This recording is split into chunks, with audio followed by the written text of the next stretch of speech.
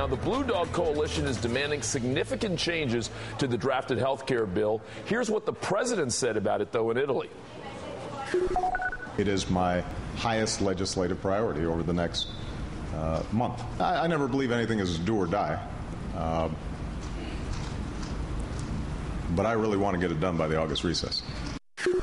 Congresswoman Loretta Sanchez from California is a member of the Blue Dog Democrats. She also is one of my favorite people, as she knows.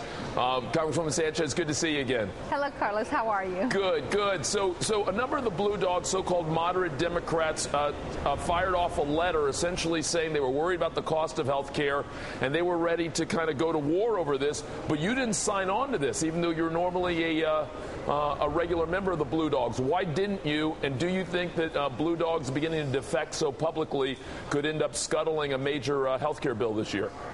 Well, actually, the letter that the Blue Dog sent was one of the best ones I'd seen written in a long time, and I agreed with almost everything in there.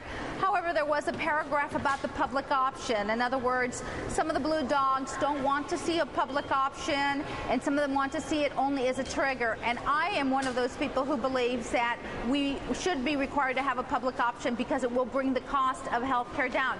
The number one thing when we're talking about reform, Carlos, is that right now, healthcare escalates between 15 and 20% a year, and we have got to bring that down to the 2 or 3% every year range. And if we don't, then most of us, probably including you and me, will not have health care in the next 5 years. But Congresswoman Sanchez, I had a conversation with Congressman Kucinich earlier today, and he pointed out that the health care companies, including Big Pharma, generate something like $800 billion a year in revenue, and they're not going to be easy on letting that go. What do you see us doing? Does President Barack Obama and Rahm Emanuel and others need to be significantly more aggressive in their dealings with the health care industry to get those kind of cost savings you're talking about? Well, you know, they were over there at the White House, and they were having some talks with the hospitals. They talked about $180 billion that the hospitals put on the table. They talked to the pharmaceutical companies. They put $80 billion on the table.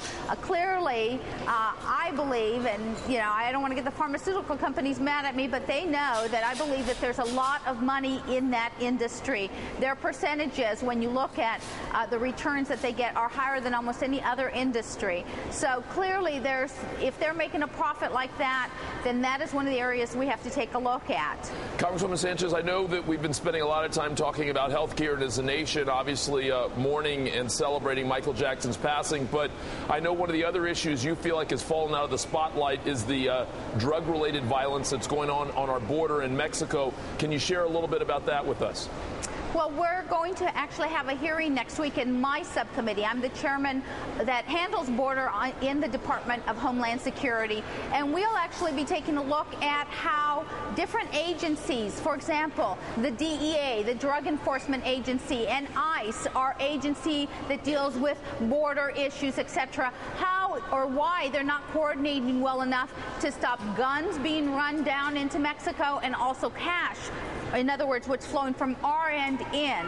On the violence issue, we have been working, our Secretary Napolitano has been working very hard with the President of Mexico to see how the United States can help to ensure that this violence comes down. Let me just end, Carlos, with the whole issue that the violence that we see along the border and in other parts of Mexico, this type of violence is directly related to people involved in the drug trade.